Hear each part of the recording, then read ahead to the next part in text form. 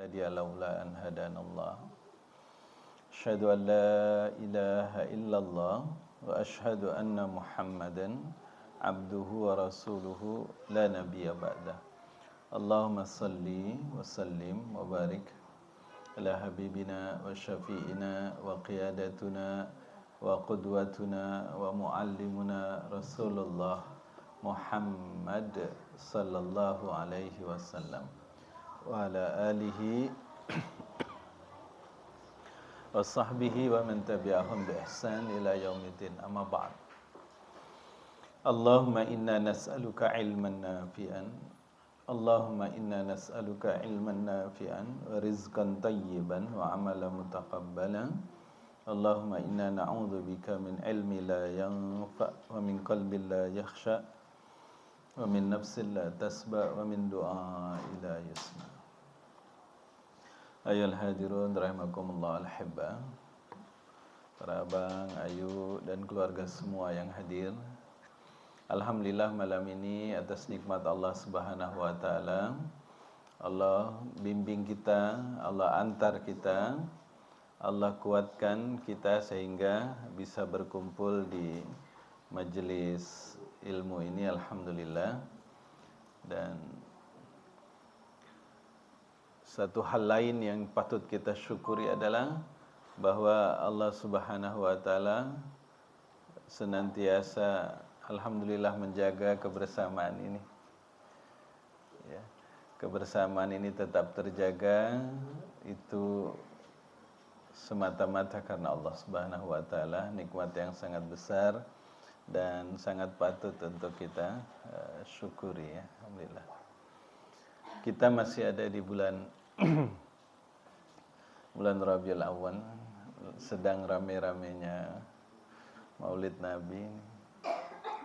Ada dua surah di dalam Al-Quran yang sangat dekat dan memang harus kita perhatikan karena dia menceritakan tentang latar belakang, jadi sejarah Nabi. Jadi sejarah Nabi ini tidak lepas dari dua surat ini. Yang pertama surat Al-Fil dan yang kedua surat Quraisy. Kedua surah ini dia sangat dekat sekali dan memang harus kita pelajari untuk agar kita memahami siapa sebenarnya Nabi kita, Nabi Sallallahu Alaihi Wasallam itu. Dengan kita pahami surat Al-Fil ini maka akan sempurna pemahaman pengenalan kita terhadap Nabi Sallallahu Alaihi Wasallam. Baik abang ayu keluarga semua, mari kita lihat surat malam ini, kita lihat surat Al-Fil dulu ya.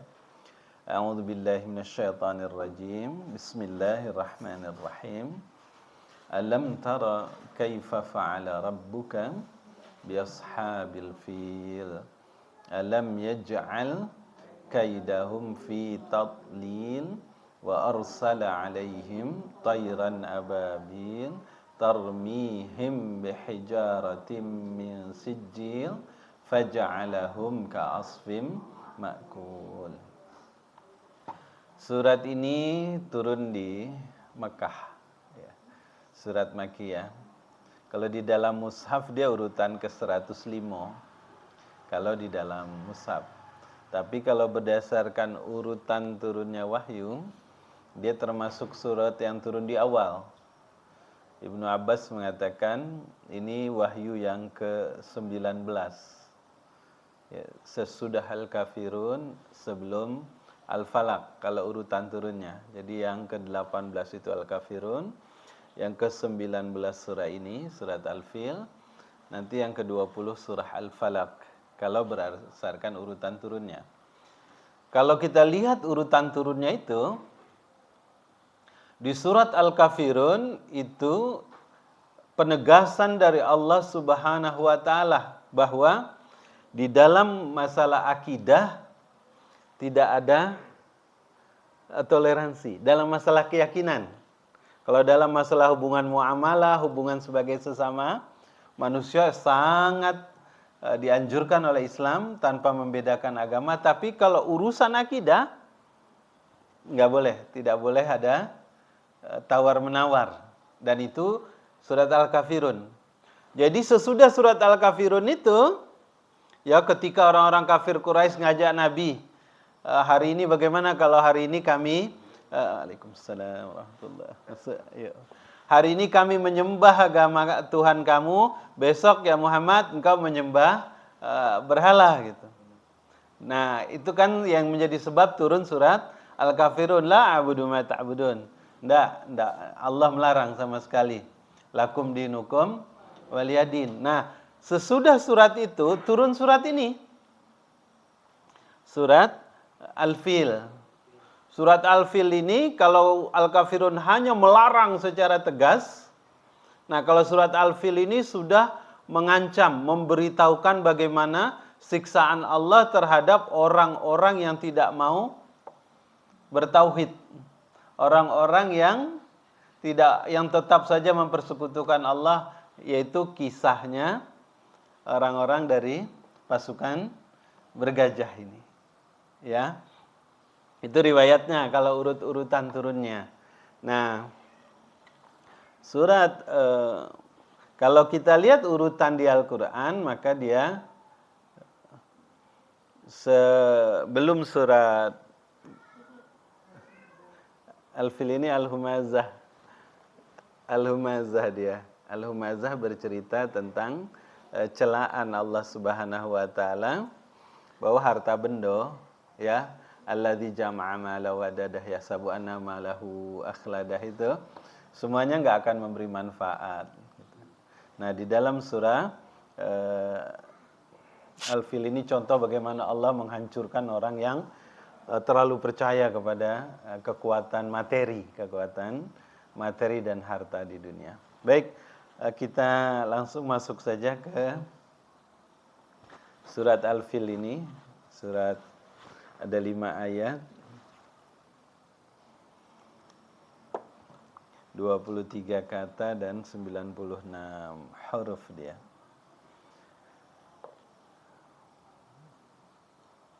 Memang sebelum saya bicara surat Al-Fil, saya mau cerita dulu sejarah nih Pak, Bu, ya. Supaya nanti nyambung masuk ke ayat-ayatnya, ya Bapak Ibu sekalian. Al-Fil ini bercerita tentang pasukan bergajah. Pasukan bergajah ini adalah pasukan yang berasal dari Yaman. Yaman ini di bawah, kalau pakai di peta, dia di bawah Arab Saudi itu Pak. Ya, ada pelabuhan Son'a, dulu pelabuhan Eden namanya. Nah, dia dekat ke, kalau ditengok di peta, nyebrang lautan. Nah, di seberangnya itu ada Habasyah. Habasyah itu sekarang, dulu namanya Abyssinia. Kalau sekarang jadi Ethiopia, Eritrea. Ethiopia lah yang lebih dekat dengan Habasyah ini. Ya. Yaman, dulu itu kerajaan besar dia di Yaman ini. Ya. Dan berganti-ganti yang berkuasa di sana. Berganti-ganti. Kadang orang Nasrani, kadang orang Persia. Zoroaster menyembah, orang Persia ini menyembah api dia. Ya Pak. Dulu Yaman ini diceritakan dalam sejarah negeri yang sangat kaya. Orang Arab, nenek moyang orang Arab itu dari Yaman. Nenek orang Arab itu dari Yaman. Sampai suatu kala terjadi banjir besar di dalam Al-Quran diceritakan sehingga lenyap mereka semua gitu. Berganti jadi keturunan yang baru nanti, ya. Nah, maaf saya cerita dulu sebentar. Awalnya Yaman ini, yang jelas negara Yaman ini kaya raya, Bapak Ibu sekalian, ya. Tarim sekarang itu di Yaman lah, ya. Habib Umar itu Yaman. Nah, tahun 450 sebelum Masehi, ya, 450 sebelum Masehi ini Yaman lepas.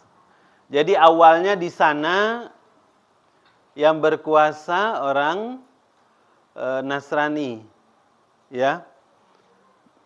Lalu sesudah itu direbut oleh orang-orang Persia.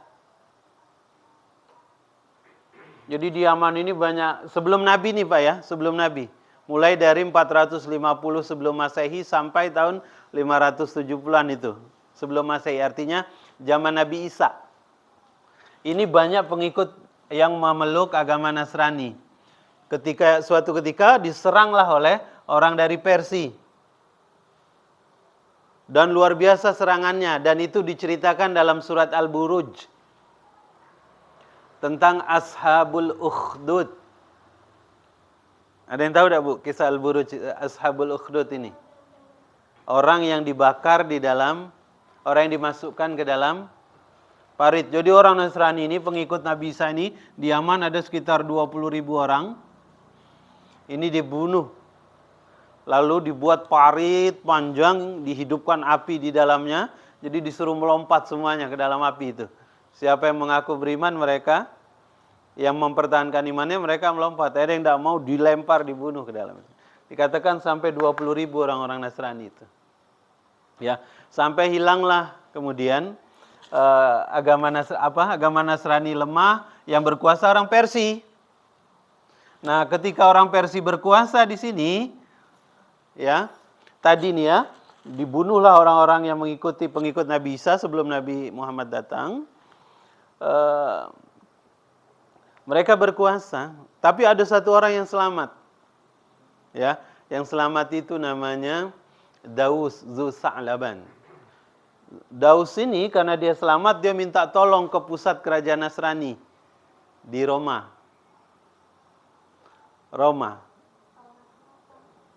Itali, Romawi.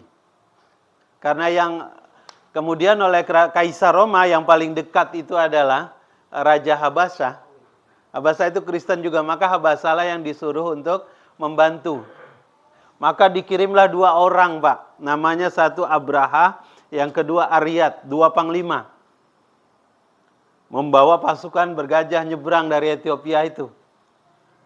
Ya, singkat cerita ditaklukkanlah oleh orang Yaman ini, oleh Abraha dan Aryat ini, orang-orang dari Persia. Maka sejak saat itu Yaman kembali dikuasai oleh orang-orang dari Nasrani.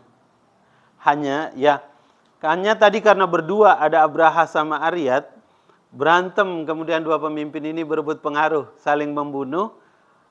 Yang terbunuh Aryat namanya. Abraha tetap dialah yang menang dan dia yang jadi pemimpin. Oke?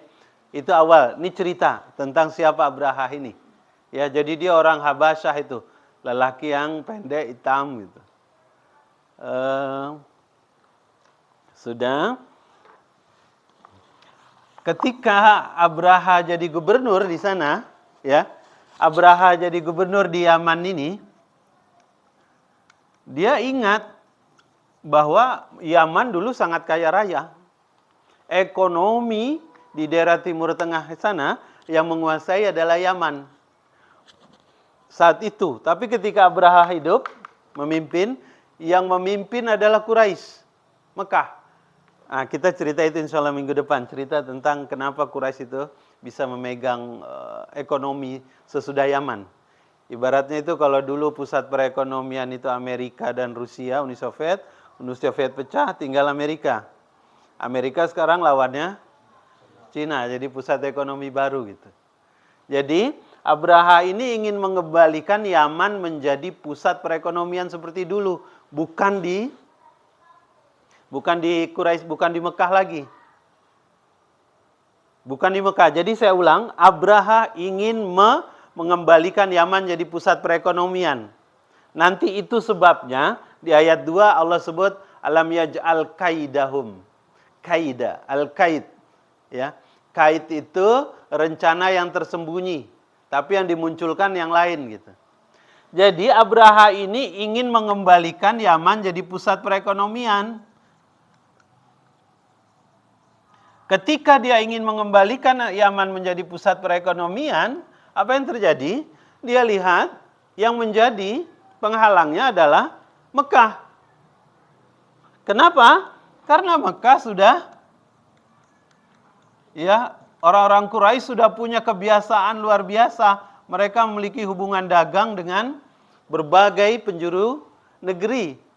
4 sampai 5 penjuru itu mereka punya. Ke Sam, ke Persia, ke Yaman, ke Afrika, dan termasuk ke Habasyah gitu. Sudah ada kafilah dagangnya.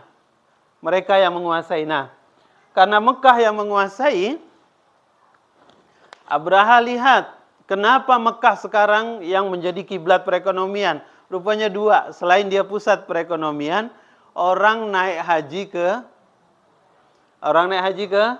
Mekah. Ya Pak, orang naik haji ke Mekah. Karena orang melihat itu semua, jadi motif utama Abraha itu adalah ekonomi. Nih, saya garis bawah ya. Tapi karena dia lihat salah satu yang menyebabkan Mekah tetap menjadi pusat perekonomian, orang datang. Di mana-mana juga pasar itu yang laku adalah tempat orang banyak kan. Kalau orang tidak kati, orang sepi, tidak bisa. Maka dia melihat bahwa Mekah ini terus ramai. Kenapa? Karena ada Ka'bah di sini. Nih, mulai masuk nih ke suratnya nih ya, mulai masuk. Karena lihat di sini ada Ka'bah, motif utama dia ekonomi.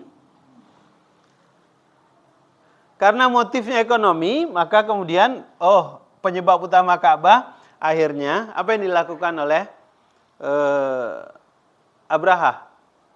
Dia bikin bangunan tandingan seperti Ka'bah tapi lebih megah, lebih besar, lebih indah. Kalau Ka'bah kan bangunan tua, batu-batu, belum seperti sekarang yang pakai apa namanya nih? Sudah pakai kiswah, dulu belum. Macam mana batu-batu tertumpuk-tumpuk itu kan? Juga belum halus seperti sekarang dinding-dindingnya. Maka dibuat oleh Abraha bangunan yang lebih bagus, lebih indah, lebih besar. Dikasih nama Al-Qulais namanya. Ya, dia ada di Son'a sekarang. Kenapa diberi nama Qulais? Jadi Qulansah ini bahasa Yaman, ini topi. Kopiah ini, Pak. Nak nengok pucuknya, nengok ujungnya itu, orang tidak bisa begini baik. Harus mendongak, topinya jatuh, baru nampak ujung tingginya bangunan itu. Maka diberi nama Al-Qulais. Jadi Al-Qulais ini untuk menyaingi Ka'bah. Sudah dibuat lebih indah, dibuat kemudian iklannya, propagandanya, kalau bahasa sekarang itu kan, marketing supaya orang sudahlah nggak usah ke Mekah lagi, panas. Ya, gurun pasir, ndak kati apa-apa di situ. Bangunannya pun bangunan tua, ke Qulais bae, ke Yaman bae, indah, lebih bagus, bangunannya lebih keren, lebih canggih, lingkungannya lebih adem, lebih sejuk gitu. Ya bahasa promosi sekarang lah, ndak beda jauh gitu kan. Ternyata orang tetap tidak mau berubah. Kenapa? Karena ini urusannya adalah urusan agama. Saya garis bawah ini karena ini urusannya agama. Oke. Akhirnya karena dia buat Qulais tidak juga bisa memindahkan pusat perekonomian, Abraha marah betul. Lagi dia marah itu tercetus omongannya, kita hancurkan Ka'bah itu. Orang-orang dari Quraisy, dari Mekah, mendengar siapa Abraha berkata bahwa dia akan menghancurkan Ka'bah, terdengar. Jadi anak-anak dari suku Kinanah itu, mereka sengaja pergi ke Yaman, datang ke Qulais ini, dia buang kotoran di Qulais. Dia hinakan Qulais ini. Di sini mulainya nih Pak, ya. Jadi dia hinakan Qulais, dia kotori gitu kan. Dapatlah Abraha alasan untuk menyerang Mekah. Apa? Penistaan agama. Kalau bahasa sekarang tuh Pak. Kenapa isu penistaan rumah ibadah yang diangkat? Karena kalau dia nyerang dewek Ka'bah, Mekah, dia nggak akan mampu. Maka dia buat isu, ini ada penistaan rumah ibadah kita. Maka dia melapor ke Habasyah. Oleh Habasyah, mendengar cerita itu, marah. Dikirim tentara lebih banyak lagi, plus gajah lebih. Kirim, kalau gajah kini itu tank masuk kita sekarang tuh Pak. Kendaraan perang paling canggih, paling besar. Dikirimlah kemudian infanteri kavaleri itu. Ya. Dengan isu penistaan rumah ibadah. Padahal motif dari Abraha itu ini, motifnya ini, ya, karena dia ingin memindahkan pusat perekonomian, mengembalikan Yaman jadi pusat perekonomian, ya, Bapak Ibu sekalian. Oke, ini kalau cerita ini tidak masuk kita ke surat nih kakek. Ya, singkat cerita kakek, bagaimana Abraham membangun koalisi, ya, atas nama penistaan agama. Ini kalau bahasa saya ngomong, ini sampai hari ini terus begitu Pak. Di mana-mana orang kalau ingin memerangi sesuatu, dia pasti akan bangun isu dulu, propaganda. Zaman kita ke sekolah dulu, bagaimana George Bush menyerang Irak, Saddam Hussein. Isu yang George Bush Amerika tidak berani nyerang Irak dewean. Maka dia harus ngajak kawan. Bagaimana ngajak kawan? Ya orang-orang yang dekat dari Irak itu, Kuwait, Arab Saudi. Bagaimana caranya dulu George Bush mengajak koalisi? Dihembuskanlah isu bahwa Irak punya senjata pemusnah massal. Padahal sampai sekarang tidak katik senjata itu. Tapi dia mampu membangun isu itu sehingga Irak kemudian jadi bulan-bulanan. Ya, George Bush lah itu kan. Tapi polanya ternyata sama dengan Abraham, membangun isu yang menyesatkan. Oke, sampai di sini saya stop dulu karena sudah itu terjadi perjalanan Abraham. Mulailah dia datang membawa pasukannya ke Mekah. Setiap suku yang didatangi diperangi, dia kasih dua pilihan, ikut kami atau kami bunuh gitu. Sehingga sebagian ada yang ikut karena tidak mampu melawan pasukan gajah waktu itu. Ya, sampai ke Taif. Jadi lewat Taif nih Pak Bu, kalau yang sudah umrah pernah ke Taif, itu dari Abraha ke Taif dulu. Dari Taif ke Mekah seperti sekarang jalannya belum seperti ini. Curam terjal sulit sehingga mereka perlu guide. Nah, orang Taif lah yang jadi guide nanti, dan guide ini nanti meninggal di Mughammas namanya. 7 kiloan dari Mekah. Kuburan dia itu sampai hari ini selalu kalau orang Mekah, orang Islam lewat kuburan itu pasti dilempar pakai batu. Karena dia bagian dari tentara Abraha yang ingin menghancurkan Ka'bah. Oke, sampai di sini sekarang mari kita masuk. Jadi motifnya itu bukan motif mau menghancurkan Ka'bah. Motif utamanya karena ini sebenarnya. Agama itu hanya jadi tunggangan. Ya.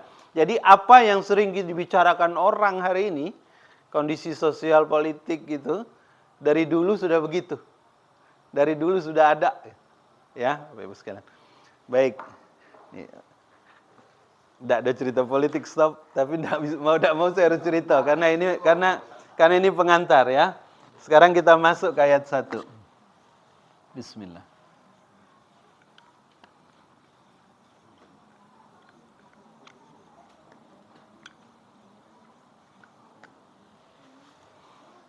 Saya cerita sama anak-anak mahasiswa, maka hari ini pola pengalihan isu itu selalu ada gitu Pak. Jadi kayak Indonesia juga begitu kali ini Pak. Apa tujuan membangun IKN itu di saat kondisi ekonomi sedang susah, hutang banyak, Covid, semua rakyat pada susah gitu, tapi justru yang nanti cerita politik lagi gitu Pak ya. Balik Quran weh. Alam tara kaifa fa'ala rabbuka. Alam tara kaifa fa'ala rabbuka. Saya hapus ya Pak.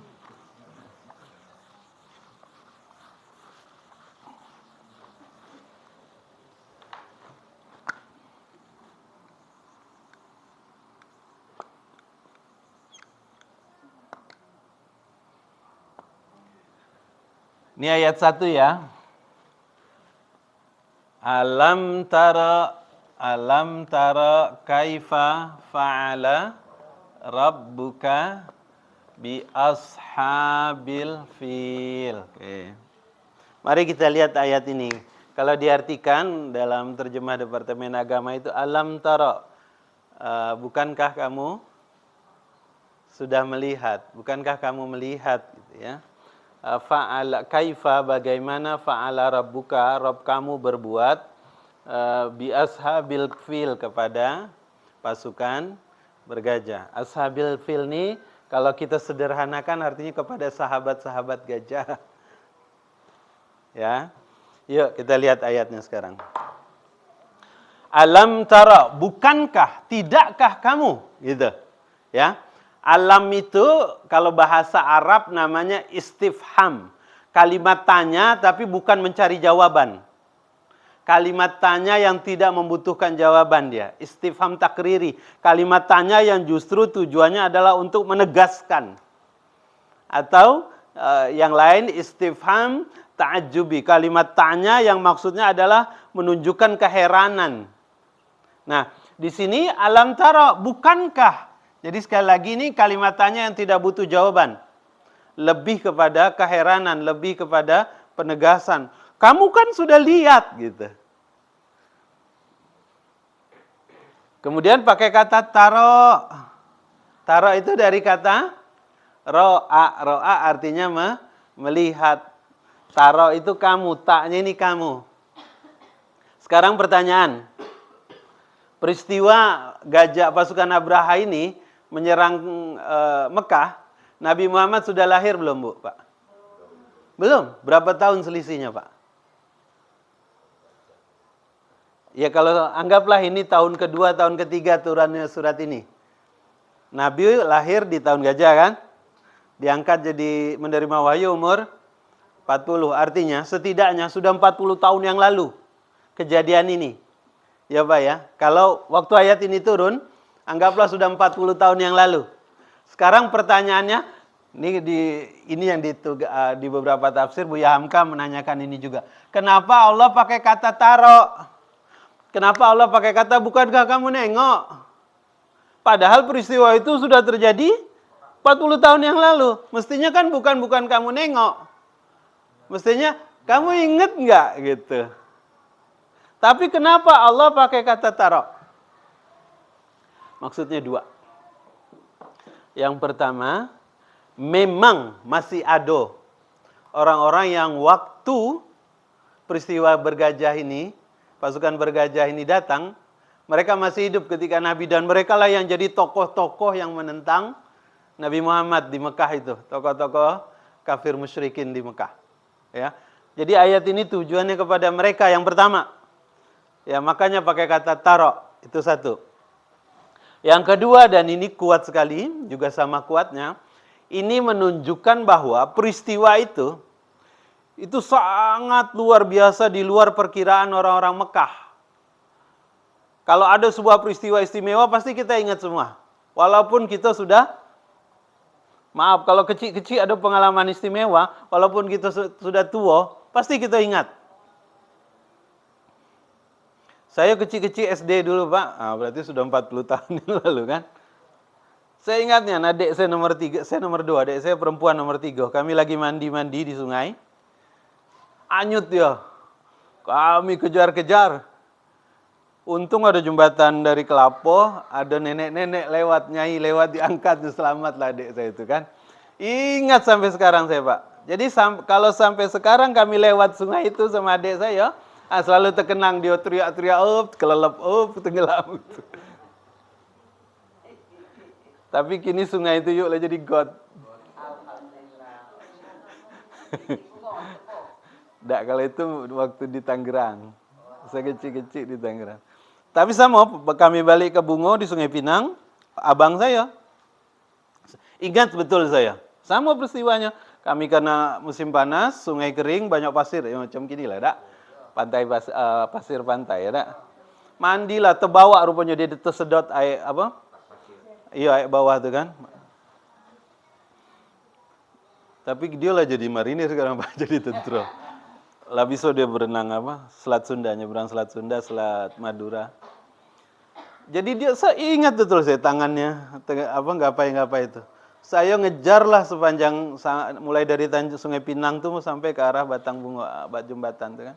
Saya cuma bilang, bang jangan dilawan. Ikuti baik arusnya. Untung dia dengar itu. Jadi maksudnya dia tidak panik, tidak melawan, tapi dia diam baik nganyut gitu sampai akhirnya bisola ke pinggir gitu. Yang begitu-begitu kan ingat terus gitu Pak. Oh tsunami buat orang Aceh sampai kapanpun mereka tidak akan lupa tuh. Gempa di Padang sesudah tahun berapa itu? 2008 itu kan? Iya. Iya, semua orang Padang ingat itu bagaimana Hotel Mbacang tenggelam sampai. Saya ingat itu Pak Bu. Kenapa? Karena hari itu gempa, kami langsung masih muda-muda ya Pak, masih semangat kan, langsung kirim bantuan ke sana kan. Sampai di sana sebentar, kerinci gempa. Hari berikutnya. Karena orang Jambi kemudian berejolah lewat Painan tuh kan. Nah, itu yang begitu-begitu kita ingat. Sama lah seperti Bapak Ibu kalau ada pengalaman nengok orang, pernah nengok orang ditumbur, Bu? Nengok orang ditumbur atau terjepit di mobil atau apa gitu. Kalau yang gitu-gitu kita terkenang lah ya dak. Saya kuliah 91 di Simpang Pematang Gajah tuh, Lorena tumburan sama truk. Supir truk tuh terjepit, jadi teriak sepanjang waktu gitu kan. Asal lewat simpang itu terkenang saya dia minta tolong gitu, macam mana suara dia gitu. Terbayang, karena kejepit tuh kan. Padahal peristiwanya sudah 30 tahun yang lalu. Ini maksud Allah pakai kata taro. Maksudnya sesuatu yang istimewa, yang dicatat, direkam betul dalam memori orang Mekah, sehingga dia ingat terus peristiwa itu. Sehingga Allah pakai kata, bukan seolah-olah masih dilihat kayak ada, kalau bahasa kini itu kayak diulang rekaman film videonya itu. Bukankah kamu melihat? Gitu. Memang ada nian bekasnya. Jadi di Mekah, dan ini diriwayatkan oleh Aisyah dan kakaknya Asma. Di Mekah ada 2 orang tentara pasukan bergajah nih bang. Ayo. Yang dia tidak mati, ya. Sikok pelatih gajah, sikok pawangnya. Ya. Sikok pelatih, apa beda pawang sama pelatih itu? Kurang lebih yang ngurus gajah lah dua-duanya itu. Jadi dia kena tidak mati tapi cacat dan dua-duanya buta. Dan mereka dibawa oleh orang Mekah daripada mati di Mugammas itu, tidak ada lagi yang ngurus karena pasukannya sudah bergelimpangan semua. Ya. Dibawa sama orang Mekah ke Mekah. Kerjaan 2 orang ini ngemis, jadi makan mereka itu makannya dari pemberian orang-orang yang di pasar Makkah itu. Jadi seolah-olah 2 orang ini jadi monumen hidup peristiwa penyerangan ini buat orang Mekah. Sampai zaman Nabi. Asma cerita itu. Aisyah juga menceritakan tentang 2 orang yang jadi, kalau bahasa kita sekarang tuh monumen gitu. Jadi setiap ke pasar Mekah nengok orang itu, oh pasukan Abraha, oh pasukan bergajah gitu. Ya, maka dikatakan oleh ahli tafsir Allah pakai kata alam tara. Bukankah kamu melihat, kamu menyaksikan gitu. Ya, dan ingatan. Jadi bukan hanya sekedar nengok, bukan hanya sekedar tahu, tapi ingat betul peristiwa itu. Ya, Pak ya. Itu makanya Allah pakai kata alam tara. Berikutnya kaifa, bagaimana? Dalam bahasa Arab itu, kalau Allah nanya, kadang pakai kata ma, kadang pakai kata kaifa. Ya. Sama dua-duanya bagaimana artinya. Tetapi kalau kaifa ini lebih detail. Dia bagaimana detail gitu. Kenapa? Karena memang orang Arab ingat betul sampai detail peristiwanya. Bapak Ibu tahu siapa orang pertama yang melihat pasukan Abraha yang bergelimpangan itu? Bapaknya Nabi, Abdullah. Jadi ketika sesudah burung itu lewat, Pak, kan hening di daerah Mugammas itu, oleh Abdul Muthalib disuruhlah anaknya untuk naik kuda segera kejar tengok apa yang terjadi di sana gitu. Maka anaknya ini naik mengendarai kuda, dia jago memang berkuda, cepat sampai di Mugammas, lalu balik lagi diceritakan ke Abdul Muthalib kisah bagaimana nengok gajah-gajah macam daun kering dimakan ulek tadi itu. Ya kan? Dan itu Abdullah, Pak. Bapak Nabi. Jadi bapak Nabi itu termasuk pemuda yang hebat gitu. Sesudah itu maka damai dia berangkat ke Madinah. Aminah sudah hamil. Berangkat dagang, ternyata sakit di Madinah, meninggal. Maka Nabi lahir yatim. Dekat-dekat itu peristiwanya, ya. Ini kaifa, jadi kaifa ini detail bagaimana, tapi dia sifatnya detail ya Pak ya. Kata kalau ma umum dia, fa'ala dalam bahasa Arab berbuat itu ada fa'ala, ada amala. Di dalam tafsir dijelaskan kenapa di sini pakai kata fa'ala bukan amala. Bagaimana Allah berbuat. Kalau kita kan wa amilus sholihat gitu. Apa bedanya? Gitu. Kenapa Allah pakai fa'ala? Dalam tafsir dijelaskan karena Allah itu kalau Allah berbuat itu tidak perlu ada usaha. Allah tidak perlu berniat dan tidak perlu berusaha. Maksudnya gini, kalau sama kita, apa beda fa'ala sama amala? Kalau amala ini kita mau sholat, maka kita niat, ya tak? Kita ambil wudu, kita kerjoi, ada perbuatan kita, itu namanya fa'ala. Itu namanya amala. Oh, kita nak ke pasar yuk. Nah, waktu ingat kita nak ke pasar itu kan sudah niat, berangkat ke pasar gitu. Kalau fa'ala ini perbuatan yang kita tidak ada usaha, tidak ada niat. Contohnya apa?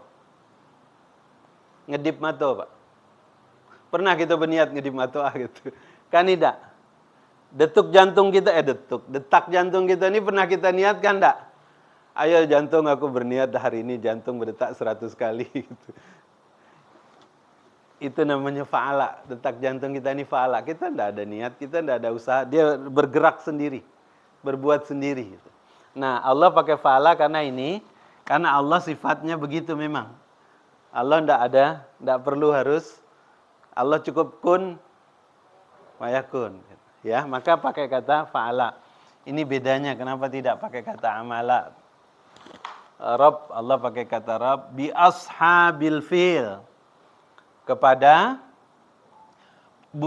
Bukankah kamu melihat bagaimana Allah bertindak, bagaimana Rabb kamu bertindak kepada, kalau diartikan dalam terjemah agama, pasukan gajah, pasukan bergajah.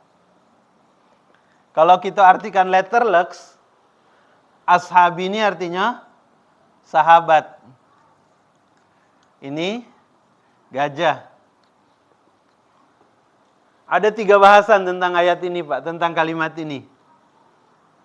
Kenapa Allah yang pertama tidak langsung menyebut pasukan Abraha? 1. Ulama tafsir menjelaskan ini karena menunjukkan Allah benci sama Abraha, Allah marah sama Abraha itu. Karena saking marahnya dia tidak mau pakai nama Abraha di sini. Kalau Fir'aun kan disebut Fir'aun, Namrud disebut Namrud gitu. Tapi yang ini sudah sangat kelewatan karena yang mau dia hancurkan itu adalah Ka'bah. Jadi kata ulama tafsir, maka Allah tidak sebut ini dengan nama pasukan Abraha gitu. Ya, karena Allah tidak mau menyebut nama Abraha, benci gitu. Ya, tapi justru disebut ashabil fil. Itu 1. Yang kedua, kenapa disebut ashabil fil? Bukannya Rabbul fil, pemilik gajah, tapi justru disebut sahabat gajah gitu. Kata ulama tafsir, ini bentuk Allah ingin menghinakan Abraha. Sama dengan lebih rendah, perilakunya sama dengan gajah. Yang asal nengok apa-apa, tak peduli, pijak-pijak dulu lah. Ya, langsung ketemu pijak-pijak. Tak ada perasaan, tak ada apa. Itu yang kedua. Yang ketiga, Pak, ingin merendahkan betul-betul Abraha itu. Kenapa begini? Kalau misal kita, yuk ngurus apa? Misal ke rumah sakit lah ya, dak? Atau kemana lah? Ke kantor lurah lah. Kantor lurah lah, dak? Kalau kita datang dak dikenal sama siapa-siapa, alangkah lamanya ngurusnya. Tapi kalau kita datang ke situ, aku kawan Pak Gubernur, sahabat Pak Gubernur. Oh, berlari orang ngurusnya. Datang ke Pak Camat, ini ada keluarga Pak Gubernur, ini keluarga Pak Wali, berlari. Oke? Artinya orang yang berurusan itu keluarga Pak Wali lebih tinggi kan? Keluarga Pak Gubernur lebih tinggi. Tapi kenapa di sini justru Abraha itu disebut sahabatnya gajah? Harusnya kan lebih tinggi. Harusnya itu gajah sahabat Abraha, bukannya Abraha sahabat gajah gitu. Ya dah, sama seperti saya kawannya Aris gitu, gubernur gitu. Ini gubernur kawan saya. Mana yang benar itu? Kalau kita benar berurusan, saya kawan gubernur gitu kan. Kalau kita balik dah laku. Rendah jadinya. Nah ini maksudnya Allah ingin merendahkan Abraha dan pasukannya. Dia lebih rendah daripada gajah gitu. Sehingga yang disebutnya sahabat gajah, bukannya sahabat Abraha gitu. Ya Pak ya. Oke. Jadi dari kalimat ini saja, dari ayat 1 ini banyak sekali pesannya, kuat sekali pesannya gitu. Pertama taruh bahwa itu peristiwa diingat sekali oleh orang-orang Mekah. Yang kedua Allah pakai kata kaifa, ingatannya itu detail bukan umum gitu. Fa'ala, Allah yang berkehendak, maka segera saja terjadi semuanya gitu. Dan ashabil fil, Allah ingin menghinakan Abraha ini. Tidak mau Allah sebut namanya. Allah hinakan dia, tidak disebut sebagai pemilik gajah, tapi justru sahabat gajah gitu. Ya, baik. Ini ayat 1. Kenapa Allah begitu marah terhadap Abraha ini sehingga dia disebut ashabil fil, tidak disebut sebagai pasukan Abraha, ya. Nah, Allah sebutkan di ayat 2. Alam yaj'al kaidahum fi tadlil. Coba lihat. Alam yaj'al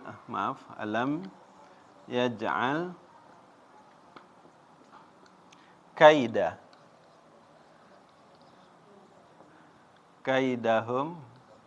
Alam yaj'al kaidahum apa? Fi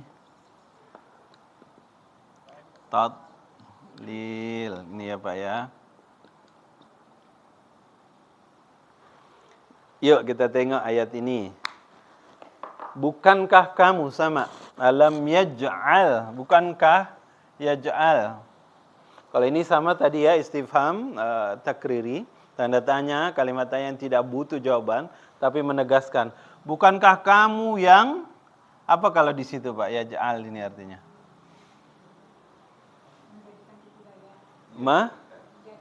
Menjadi, ya, yaj'al. Jadi dalam bahasa Arab itu ada ja'ala, ya Pak ya.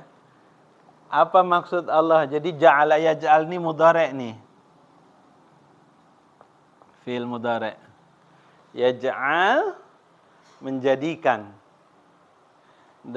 Ada dua kata yang sama dalam bahasa Arab. Satu ja'ala, ini sama-sama menjadikan. Yang kedua khalaqa, sama-sama menjadikan. Sama kayak tadi tuh, kayak apa? Fa'ala sama amala. Kalau ini, kenapa Allah pakai kata ja'ala, bukan pakai kata khalaqa, bukan Allah yang menciptakan.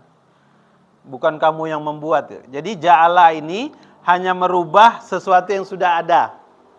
Kalau khalaqa, menciptakan baru. Maka di sini Allah nggak pakai kata yakhluqu, tapi yaj'ala. Yaj'al. Maksudnya apa? Yang dikerjakan oleh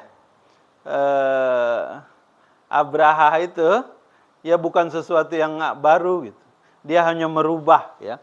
Alam yaj'al, bukankah kamu ingin menciptakan kaidahum?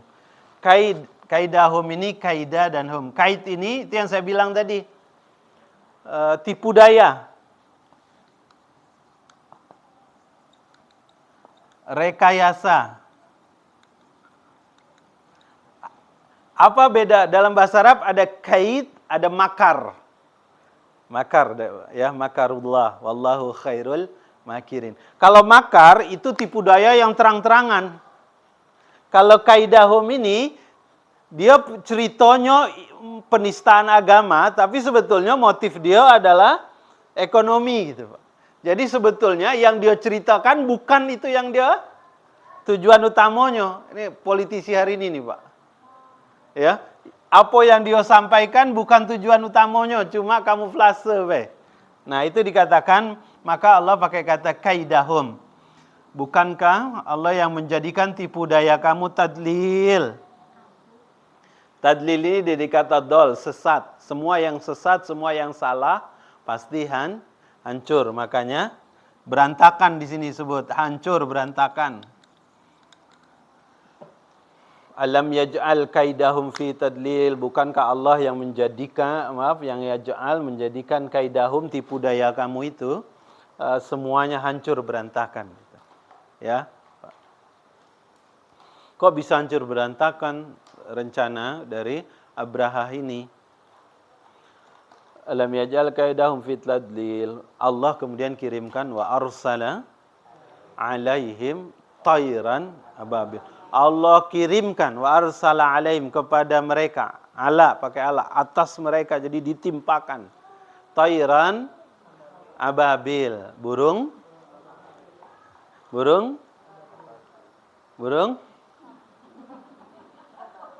ababil itu bukan nama burung.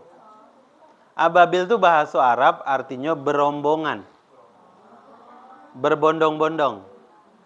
Bukan nama burungnya, tapi karena burung itu datang berombongan, berbondong-bondong, jadi diceritakan dari arah laut mereka datang, ya, tidak tahu dari mana itu burung, sebegitu banyak burung kecil, ya, tapi mereka datang berbondong-bondong, berhimpun, jadi satu di atas Mekah itu, di atas Ka'bah, lewat terus ke pasukan bergajah gitu. Jadi kalau burung apa? Burung ababil, itu sesat gitu. Karena nak dicari sampai kiamat tak ketemu. Burung ababil itu yang mana tak ada. Kalau burung hut-hut ada ketemu. Dan sayangnya ternyata diterjemah juga diartikan burung ababil. Padahal ababil akar katanya adalah berbondong-bondong. Jadi burungnya burung seperti apa tidak ada yang tahu. Ada misalnya dalam surah Ibnu Hisam dijelaskan burungnya seperti burung gereja kecil. Atau seperti burung pipit lebih kecil lagi, ya. Tapi jadi kenapa dibilang begitu? Kenapa Ibnu Hisam bilang begitu? Karena sewaktu Abdul Muthalib dia datang menemui si Abraha, karena Abraha ngambil unta dia, ya kan, diminta lah sama Abraha itu, mana unta aku? Kenapa diambil 200 ekor tuh? Balikkan gitu. Dibalikkan sama Abraha. Jadi Abraha kemudian heran, kamu datang ke sini cuma mau ngambil onta kamu, bukan karena ingin menjaga Ka'bah gitu. Dan itu kan yang masyhur kemudian jawaban Abdul Muthalib itu. Karena aku adalah tuannya unta itu, sementara tuannya Ka'bah Allah, masing-masing tuan yang ngurus katanya gitu. Jadi selesai Abdul Muthalib balik ke Mekah, dia datang ke Ka'bah, di pintu Ka'bah itu apa namanya? Multazam. Di multazam itu dia pegang, dia berdoa kepada Allah. Selesai berdoa dia melihat di atas Ka'bah ada burung kecil. Kata Ibnu Hisam itulah burung yang menghancurkan kecil bergajah, pasukan bergajah itu, ya. Jadi wa arsala alaihim tayran ababil, dan Allah kirim kepada mereka, atas mereka itu burung yang datang berbondong-bondong. Jadi sekali lagi ingat, burungnya kecil. Allah ingin menghancurkan sesuatu yang besar itu, ternyata tidak perlu makhluk yang besar juga. Tidak perlu. Cukup burung kecil saja. Sama seperti Allah ingin menghancurkan Raja Namrud. Hanya Allah kirim, apa Pak yang membuat Raja Namrud mati? Nyamuk. Makhluk Allah yang kecil, raja yang sombong begitu, hanya dihancurkan oleh nyamuk. Ya sama Firaun yang sombong itu hanya oleh air gitu. Tidak perlu Allah kemudian mengirim yang besar juga, tidak.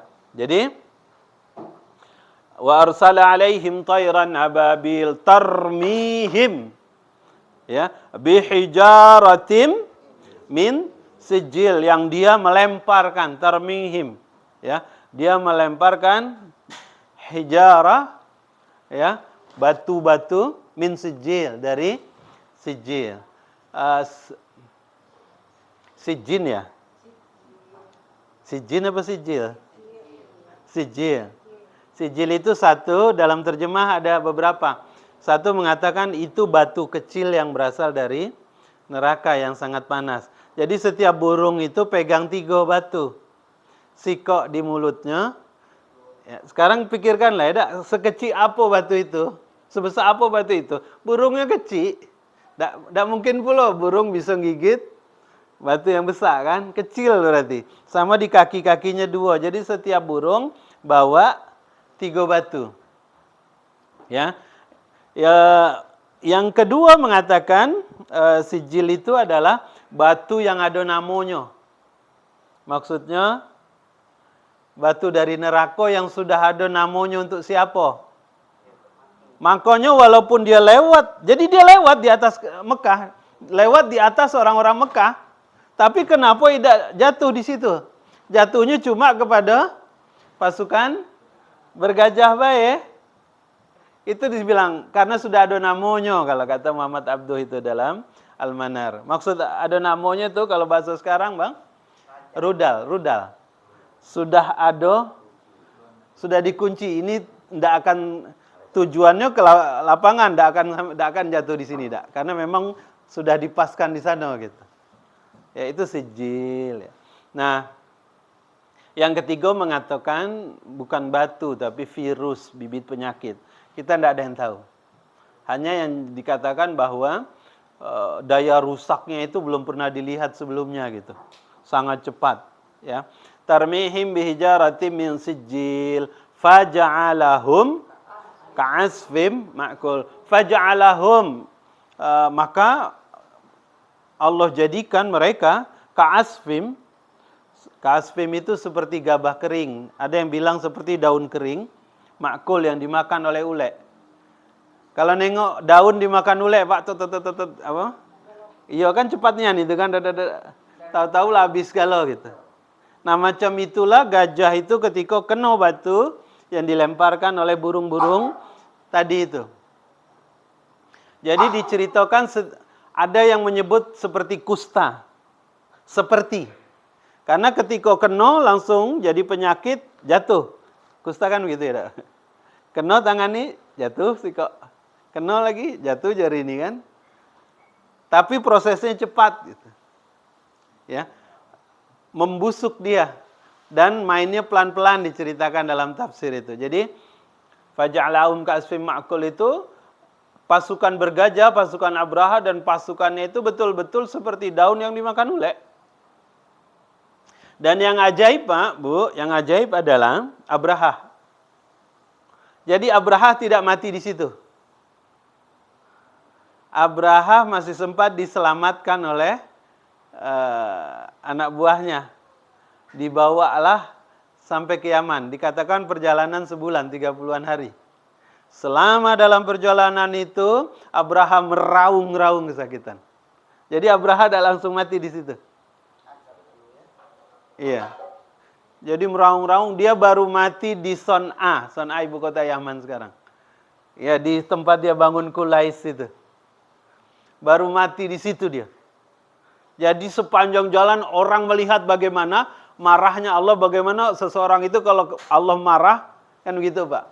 Apa hukumannya, seolah-olah Allah pertontonkan, Allah perlihatkan kepada semua manusia, mulai dari Mekah, Taif, sampai balik ke Yaman itu, ke Son'a gitu. Sampai di Son'a semua orang nengok dia meraung-raung, baru mati. Jadi azabnya itu sangat menyakitkan. Nah, itu juga kenapa dikatakan di ayat terakhir itu faja'alahum. Itu kan tadi saya bilang mudhari'. Mudhari' itu ya ja'ala itu mudhari' artinya bisa terjadi sekarang, kan itu sekarang dan yang akan datang. Artinya Allah seolah-olah memberitahu nih pakai kata ini, siapapun yang berbuat ingin menentang Allah Subhanahu wa taala bisa mengalami hal yang serupa. Tidak mesti, tidak hanya dulu tapi sekarang. Misal kita lihat kalau orang yang bercerita atau kita lihat di medsos, di YouTube, kuburannya Mustafa Kamal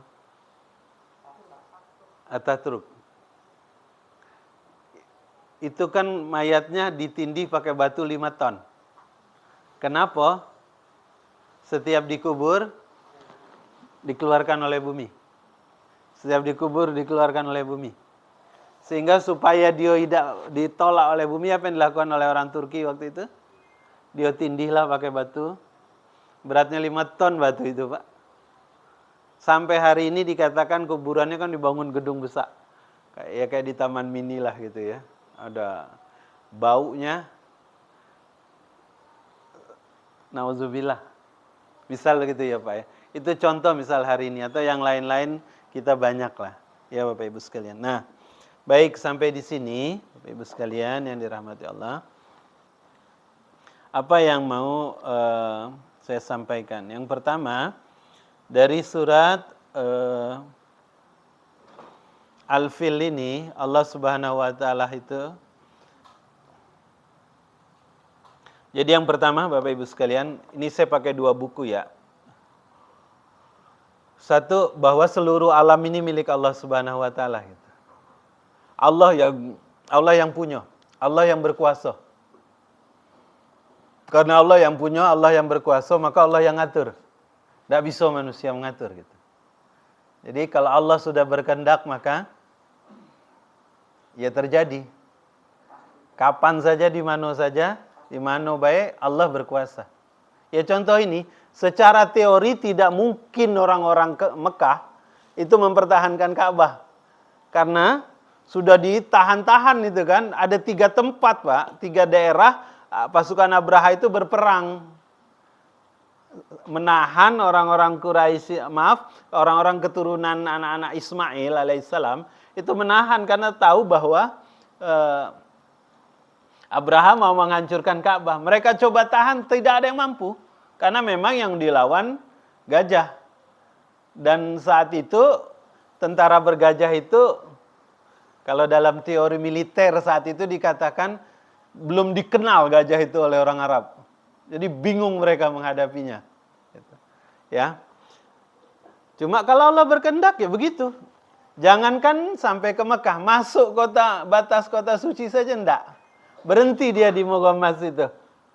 Diceritakan gajah yang paling besar, siapa namanya? Mahmud katanya ya namanya itu. Mungkin itu pula kenapa sekarang di di Amerika, di Eropa nyebut mamut itu, Pak. Kan ada kalau film-film orang Eropa zaman dulu mereka sebutnya mamut itu, Pak. Iya, gajah besar yang prasangka saya mungkin ini yang disebut dalam bahasa Arabnya itu mamut gitu, mamut itu. Ya. Kalau Allah berkuasa enggak bisa. Gajah itu enggak mau masuk, lah dipukul, didorong kan gitu ya, Pak ya, cerita. Kalau itu dari kecil kita sudah dengar cerita itu kan. Kalau dia ngarah ke Ka'bah, enggak mau berhenti, menderum dia langsung. Tapi ketika ditegai, diputar ke arah lain, berlari dia cepat gitu. Dan itu yang terjadi. Ya, jadi ditahan oleh malaikat karena kehendak Allah Subhanahu wa taala. Lalu yang kedua, dan ini yang perlu kita catat sebagai kaum muslimin, sebagai orang Islam, bahwa seluruh alam ini milik Allah, Allah yang berkuasa, Allah yang mengatur. Jadi jangan menggantungkan kepada manusia, ya tak? Allahus Samad, Allah lah tempat kita bergantung. Karena berharap kepada manusia itu kecewa, ya. Nah, yang kedua kata Allah, kata ulama, muslihat orang itu, muslihat musuh itu, walaupun kita tengok seolah-olah sangat kuat, tapi ketahuilah kalau muslihat orang jahat itu sesungguhnya lemah dia. Di sisi Allah lemah gitu.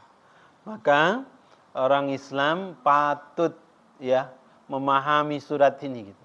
Karena banyak hari ini kaum muslimin itu kalau sudah nengok sesuatu yang hebat, nyerah duluan, takut duluan. Kalau kata anak muda tuh keder. Ya, keder duluan ya. Lalu yang ketiga, mohonlah selalu pertolongan Allah Subhanahu wa taala dalam hidup ini. Kenapa? Karena sekali lagi kalau Allah sudah berkehendak, apa saja bisa terjadi. Itu yang pertama. Lalu yang lain mengatakan, surat Al-Fil ini juga menceritakan tentang, nah ini kita akan bahas, kita sambung ceritanya minggu depan, bahas surat Quraisy. Surat Al-Fil ini menjelaskan tentang kedudukan Ka'bah yang sangat agung. Baitullah, berbeda dia dengan rumah-rumah biasa. Ya.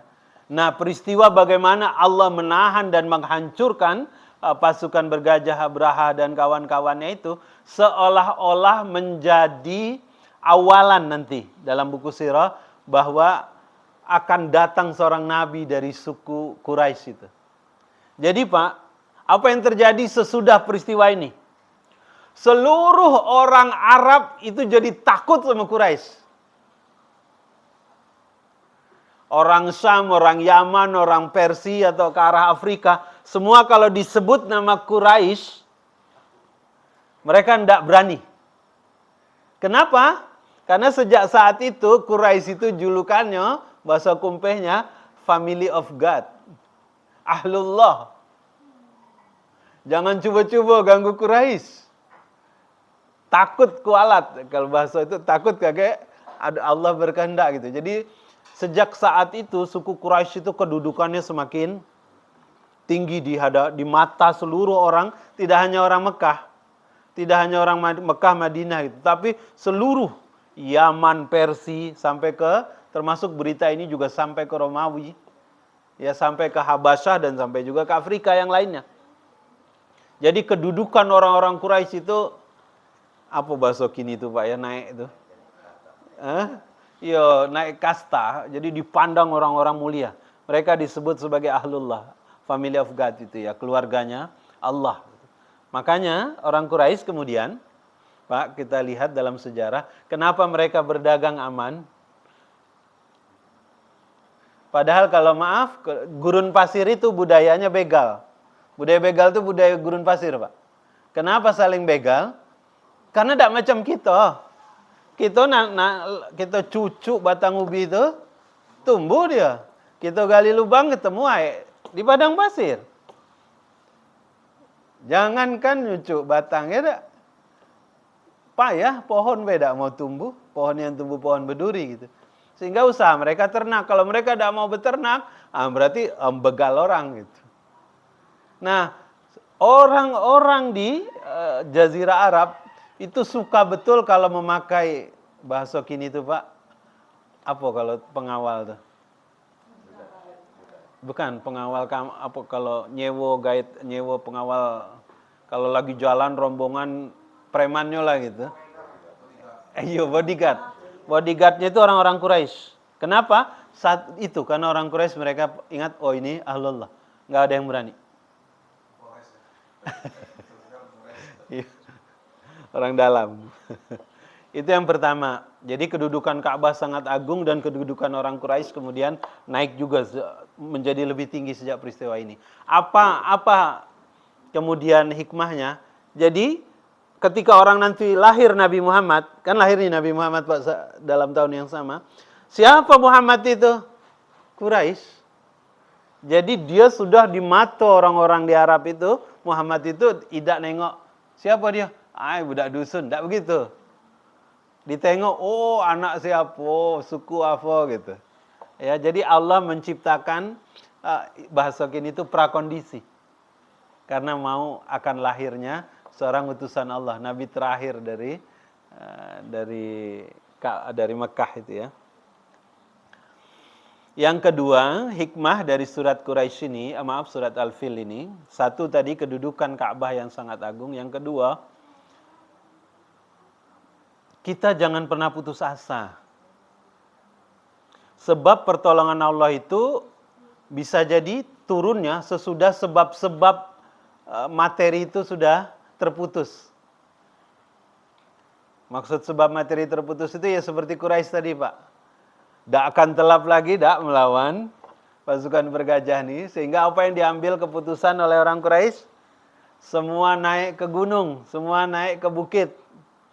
Semua jangan ada yang lagi yang tinggal di rumahnya karena pasukan bergajah tidak akan telap kita lawan.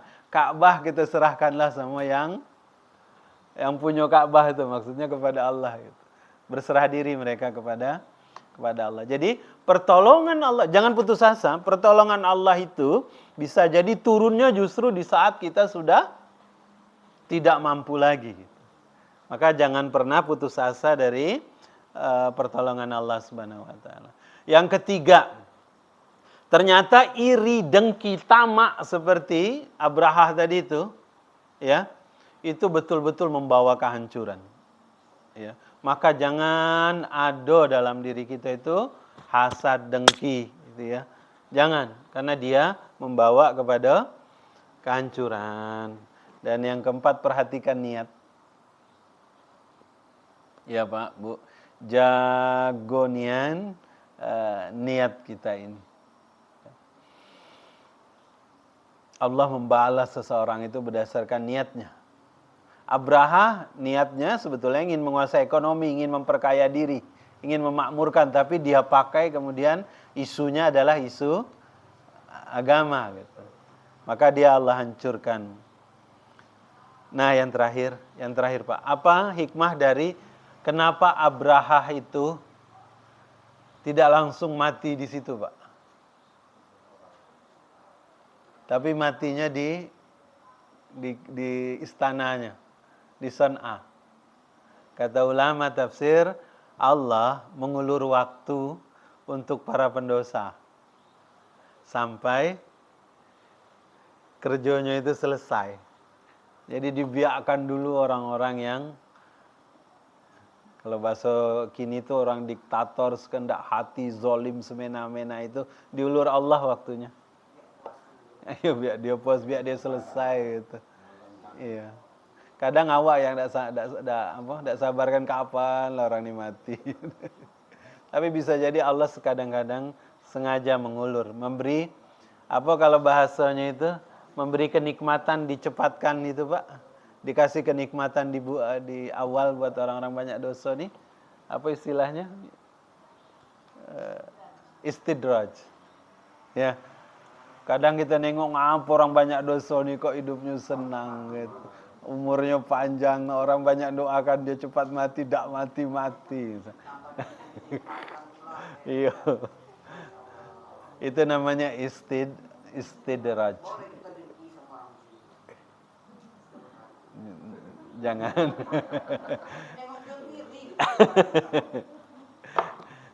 Urusan. Ya, bisa jadi Allah mengulur waktu dia ya sampai hajat dia selesai. Mungkin ini juga entahlah ya, dak. Yang sekarang nih entahlah.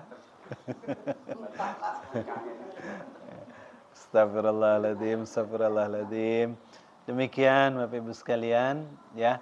Jadi kalau surat ini lebih banyak cerita, tapi tujuan akhirnya nanti sesudah kita ini bulan Maulid nih, kayaknya habis ini pekan depan kita bicara Quraisy insyaallah, melanjutkan pembicaraan ini. Jadi kita semakin paham Nabi Muhammad itu situasi yang melingkupi sebelum dia lahir dan siapa-siapa yang ada di sekitar dia gitu. Nah, situasinya seperti ini. Ya.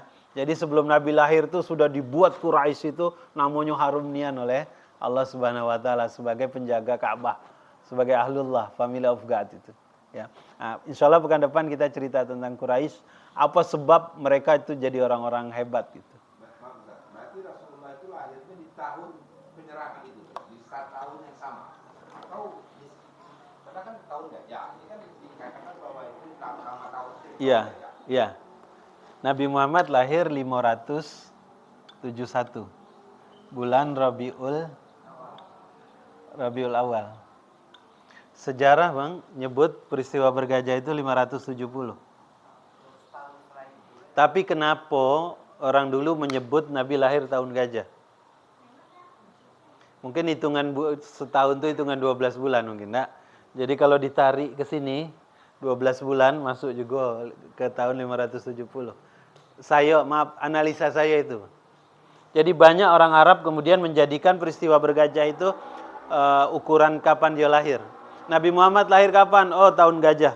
Maksud tahun gajah ya tahun ketika ya dia Rabiul Awal, tetapi ini Masehi nih Bang. Rabiul Awal sebelumnya apa tuh? Sampai ke Muharram ya. Kita belum jelas dia lahir apa, terjadinya itu di bulan apa.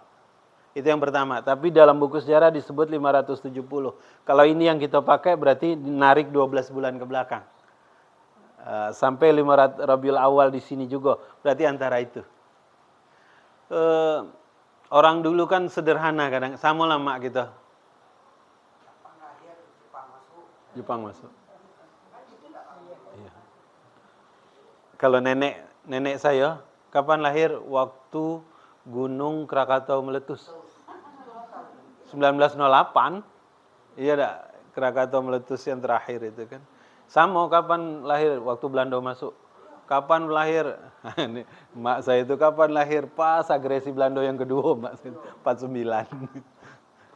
Ya, Allah alam bisawab. Kurang lebih itu Bang.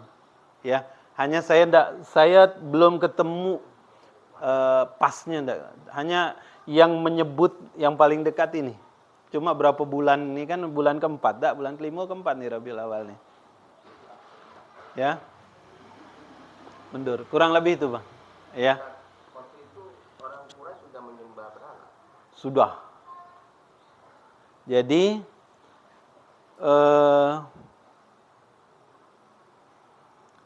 Nabi lahir, nih Bang.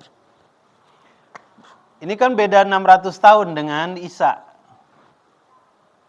Jadi Nabi Isa sudah meninggal. Jadi ada kekosongan itu selama 600 tahun. Selama 600 tahun ini kemudian berubah. Tadinya di Arab, ya. Jadi kan kalau Arab panjang ini, kalau Mekah panjang mulai dari Ismail. Tetapi dia menjadi sangat lemah nanti di masa kekosongan ini. Dari 0 sampai 600. Sampai Nabi lahir ini. Kan ini Nabi baru lahir nih. Jadi Nabinya kan 40 tahun kemudian. Berarti 611. Iya tak? Nabi Isa jadi sudah 600 tahun kosong. Nah di saat itulah maka kemudian masuk ajaran-ajaran dari Persia ini.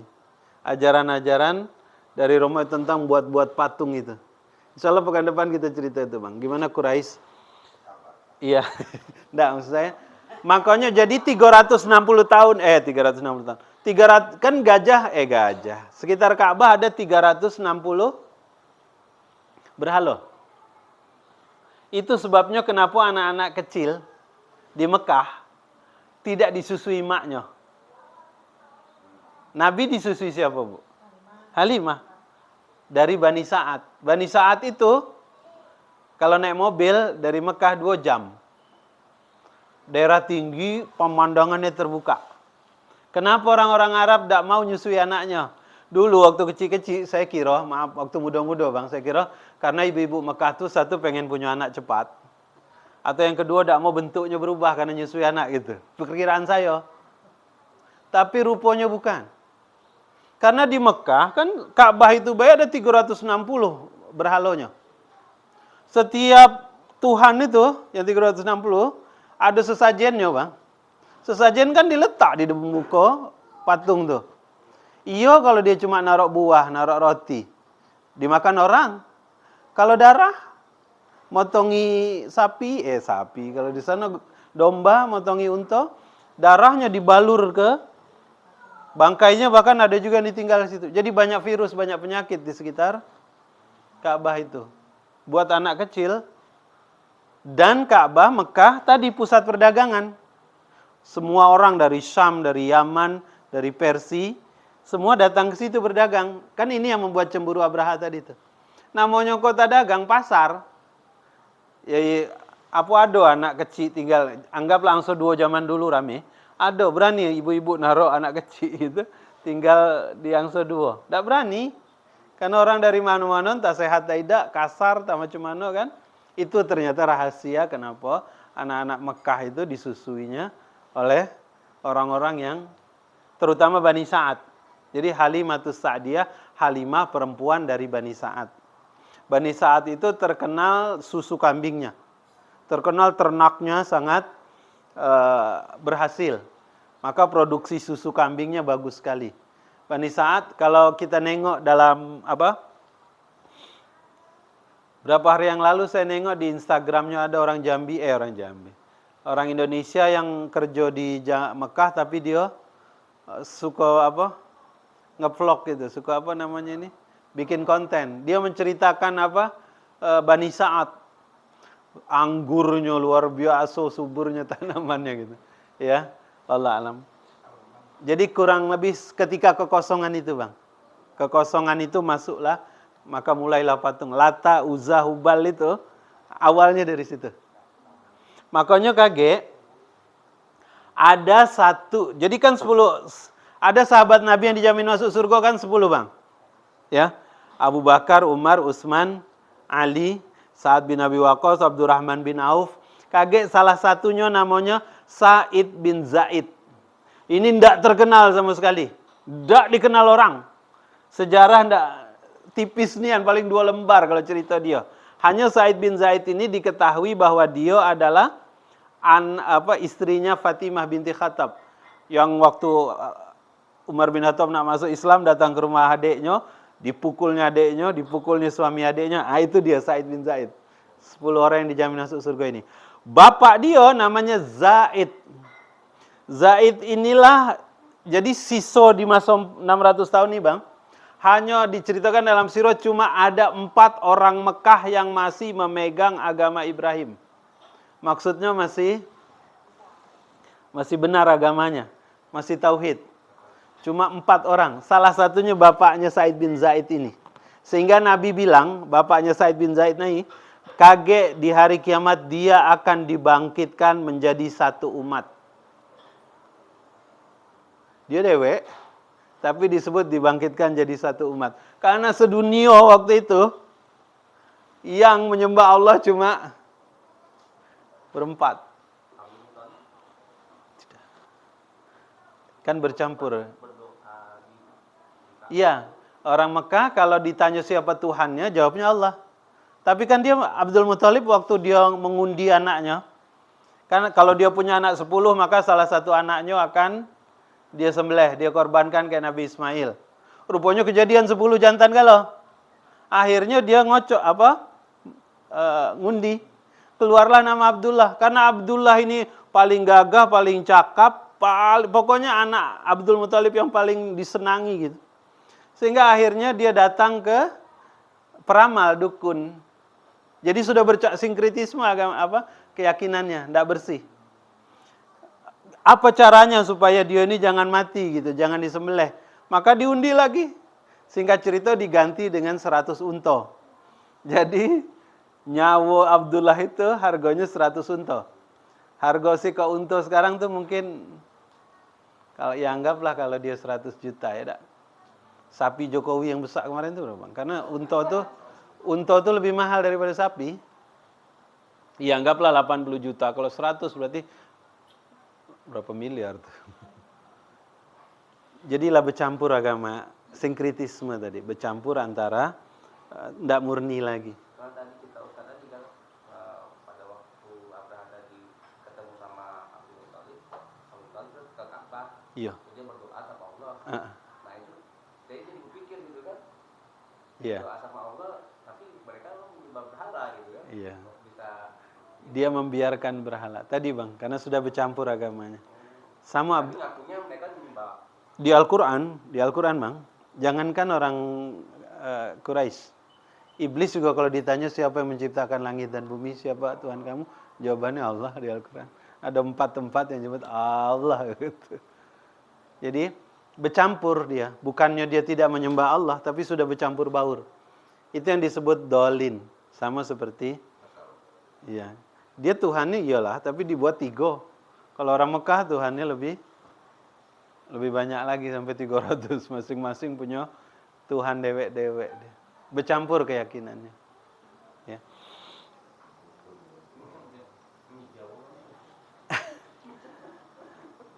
Entah kalau Indonesia saat itu seperti apa keadaannya, belum ada ceritanya kita itu.